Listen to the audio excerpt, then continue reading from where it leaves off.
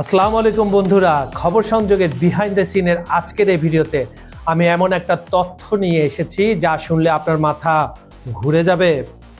Russia নাকি মাটির নিচ থেকে এমন কিছু বের করেছে যা পুরো মধ্যপ্রাচ্যের ক্ষমতার ভারসাম্য বদলে দিতে পারে।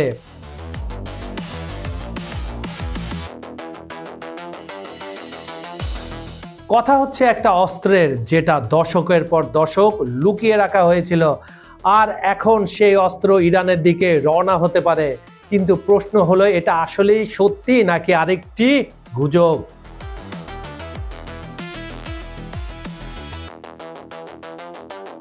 রাশিয়া কেন এখন এই পদক্ষেপ নিচ্ছে, আর ইরান পেলে কি করবে এই মরণাস্ত্র দিয়ে?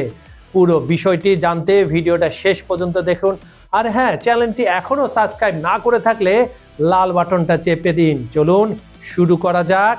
ইরানের হাতে রাশিয়ার গোপন অস্ত্র। 2022 সাল থেকে ইউক্রেন যুদ্ধ শুরুর পর পশ্চিমা দেশগুলো রাশিয়ার উপর একের পর এক নিষেধাজ্ঞা চাপিয়ে দিয়েছে। রাশিয়ার অর্থনীতি চাপে পড়েছে, সামরিক সরবরাহে সমস্যা দেখা দিয়েছে। এই পরিস্থিতিতে ইরান হয়ে উঠেছে রাশিয়ার অন্যতম বিশ্বস্ত বন্ধু। ইরান রাশিয়াকে দিয়েছে শাহেদ ড্রোন, যেগুলো ইউক্রেনের বিরুদ্ধে ব্যাপক ধ্বংসযজ্ঞ চালাচ্ছে। বিনিময়ে রাশিয়া ইরানকে দিয়েছে আধুনিক প্রযুক্তি, সামরিক সহযোগিতা। কিন্তু ইরানও কিন্তু চাপে রয়েছে। মধ্যপ্রাচ্যের একটি দেশ, আর আমেরিকার চোখ রাঙানি তো আছেই, সাথে মধ্যপ্রাচ্যে তার প্রভাব ধরে রাখতে হিমশিম খাচ্ছে তেহরান। সিরিয়ায় আসাদ সরকারের পতন হয়েছে সম্প্রতি, এতে ইরানের পক্ষের শক্তি দুর্বল হয়ে পড়েছে। ইয়েমেনে বিদ্রোহীরা আছে ঠিকই, কিন্তু সেটা যথেষ্ট নয়। লেবাননের গ্রুপটা মধ্যপ্রাচ্যে একটি দেশের হামলায় দুর্বল হয়ে গেছে। এই অবস্থায় ইরান মরিয়া হয়ে উঠেছে নতুন কোনো শক্তিশালী অস্ত্রের জন্য। আর ঠিক এই মুহূর্তেই আসছে রাশিয়ার প্রস্তাব। এখন আসল প্রশ্নে আসি, কি এই রহস্যময় অস্ত্র যা রাশিয়া মাটির নিচ থেকে বের করেছে? আন্তর্জাতিক গোয়েন্দা সূত্র এবং বিভিন্ন বিশ্লেষকদের কথা অনুযায়ী এটা হতে পারে কয়েক ধরনের মরণাস্ত্র। প্রথমত কথা হচ্ছে S-400 বা S-500 ক্ষেপণাস্ত্র প্রতিরক্ষা ব্যবস্থা। এগুলো এতটাই শক্তিশালী যে শত্রুর পক্ষে যে কোনো ক্ষেপণাস্ত্র, যুদ্ধ বিমান, এমনকি স্টিলের জেটও আকাশে নামিয়ে ফেলতে পারে। ইরান যদি এটা পায়, তাহলে মধ্যপ্রাচ্যের একটা দেশ বা আমেরিকার আকাশ থেকে হামলার ক্ষমতা অনেকটাই কমে যাবে। নাম্বার 2, রাশিয়ার কাছে আছে ইস্কান্দার-M ব্যালিস্টিক ক্ষেপণাস্ত্র। এগুলোর রেঞ্জ 500 কিলোমিটার পর্যন্ত, অত্যন্ত নিখুঁত এবং দ্রুতগতির। এই ক্ষেপণাস্ত্র দিয়ে ইরান পুরো উপসাগরীয় অঞ্চলে যে কোনো লক্ষ্যবস্তুতে আঘাত হানতে পারবে। নাম্বার 3, সবচেয়ে ভয়ানক সম্ভাবনা, কৌশলগত পারমাণবিক অস্ত্র বা এর প্রযুক্তি। এখানে এই বিষয়টা সবচেয়ে বেশি বিপজ্জনক হয়ে ওঠে। যদিও রাশিয়া সরাসরি পারমাণবিক বোমা দেবে না, কিন্তু প্রযুক্তি, জ্ঞান বা প্রশিক্ষণ দিতে পারে।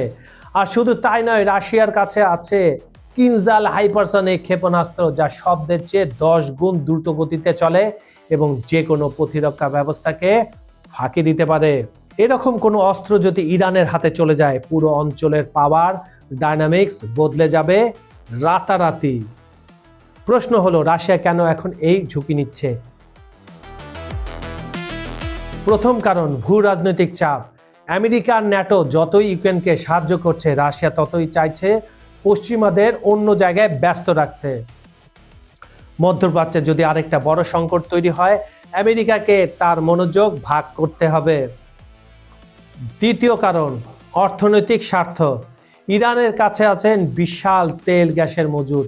নিষেধাজ্ঞার কারণে রাশিয়া পশ্চিমা বাজার হারিয়েছে। এখন ইরানের সাথে গভীর সম্পর্ক মানে নতুন বাজার, নতুন শক্তির উৎস। তৃতীয় কারণ, প্রতিশোধ। পশ্চিমা দেশগুলো ইউক্রেনকে আধুনিক অস্ত্র দিচ্ছে, তাহলে রাশিয়া কেন তার মিত্রদের দেবে না? এটা এক প্রকার প্রতিশোধ নীতি। আর সবচেয়ে বড় কথা, রাশিয়া জানে যে শক্তিশালী ইরান মানে মধ্যপ্রাচ্যে তার নিজের প্রভাব বৃদ্ধি করা। মধ্যপ্রাচ্যের একটা দেশ আর সৌদি আরব যদি চাপে থাকে, তাহলে পুরো অঞ্চলে রাশিয়ার কথার মূল্য বাড়বে। কিন্তু এই পদক্ষেপের পরিণতি হতে পারে অত্যন্ত ভয়াবহ।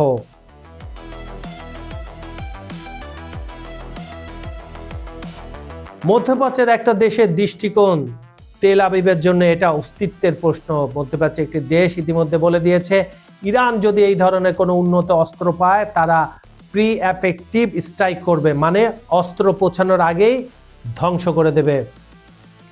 আমেরিকার অবস্থান, ওয়াশিংটন এই অস্ত্র স্থানান্তর রুখতে যে কোনো পদক্ষেপ নিতে পারে, নতুন নিষেধাজ্ঞা, সামরিক চাপ, এমনকি সরাসরি সার্জিক্যাল অপারেশনও সম্ভব। সৌদি আরব ও উপসাগরীয় দেশগুলো তারা আতঙ্কিত, ইরান শক্তিশালী হলে তাদের নিরাপত্তা হুমকিতে পড়বে। তারা হয় নিজেদের প্রতিরক্ষা আরও শক্তিশালী করবে, নয়তো আমেরিকার কাছে আরও বেশি সাহায্য চাইবে। চীনের ভূমিকা, বেইজিং চুপচাপ দেখছে, চীন চায় মধ্যপ্রাচ্যে স্থিতিশীলতা তার বেল্ট অ্যান্ড রোড প্রকল্পের জন্য, কিন্তু রাশিয়া ইরান জোট শক্তিশালী হলে আমেরিকার বিরুদ্ধে তাদের সুবিধা। আর সবচেয়ে বড় বিপদ, এটা একটা অস্ত্র প্রতিযোগিতার সূচনা করতে পারে। ইরান যদি সেই অস্ত্র পায় তাহলে সৌদি আরবও চাইবে, তুরস্কও চাইবে। পুরো অঞ্চল পরিণত হতে পারে একটা পাউডার কেগে, যে কোনো মুহূর্তে বিস্ফোরণ ঘটতে পারে। এখন সবচেয়ে গুরুত্বপূর্ণ প্রশ্ন, এসব কি সত্যি নাকি শুধুই গুজব? সত্যি বলতে এখন পর্যন্ত কোনো নির্ভরযোগ্য সূত্র থেকে সরাসরি প্রমাণ আসেনি যে রাশিয়া গোপন অস্ত্র ইরানে পাঠাচ্ছে। বেশিরভাগ তথ্য এসেছে গোয়েন্দা সূত্র, ফাঁস হওয়া নথি এবং বিশ্লেষকদের অনুমান থেকে। তবে এটাও সত্যি যে রাশিয়া ইরান সামরিক সহযোগিতা বাড়ছে, উভয় দেশই চাপে আছে এবং একে অপরের উপর নির্ভরশীল হয়ে উঠছে। হতে পারে এটা একটা সাইকোলজিক্যাল অপারেশন, পশ্চিমাদের বিভ্রান্ত করতে এই গুজব ছড়ানো হচ্ছে, অথবা হতে পারে আসলেই কিছু একটা হচ্ছে যা আমরা জানতে পারছি না। যেটাই হোক, মধ্যপ্রাচ্যের ভূ রাজনীতি এখন এতটাই জটিল যে এরকম যে কোনো পদক্ষেপ বিশ্বব্যাপী প্রভাব ফেলতে পারে। তো বন্ধুরা, এই ছিল টপ নিউজের আজকের বিশ্লেষণ। রাশিয়া আসলেই কোনো মরণাস্ত্র ইরানে পাঠাচ্ছে কিনা সেটা সময় বলে দেবে, কিন্তু একটা বিষয় পরিষ্কার, বিশ্ব রাজনীতি এখন অত্যন্ত অস্থিতিশীল, যে কোনো মুহূর্তে যে কোনো কিছু ঘটতে পারে। আপনার মতামত কি কমেন্টে জানান। ভিডিওটি ভালো লাগলে লাইক করুন, শেয়ার করুন, চ্যানেল সাবস্ক্রাইব করে বেল আইকনটা প্রেস করুন যাতে পরবর্তী ভিডিওর নোটিফিকেশন আপনি পেতে পারেন। বিজ্ঞাপন ও প্রমোশনের জন্য ডেসক্রিপশনে দেওয়া নাম্বারে যোগাযোগ করতে পারেন। খবর সংযোগের টপ নিউজের অনুষ্ঠানটি আপনারা পৃথিবীর কোন প্রান্ত থেকে দেখছেন কমেন্টে জানান। যেখান থেকে দেখুন না কেন, আমরা আপনার মতামত শুনতে চাই।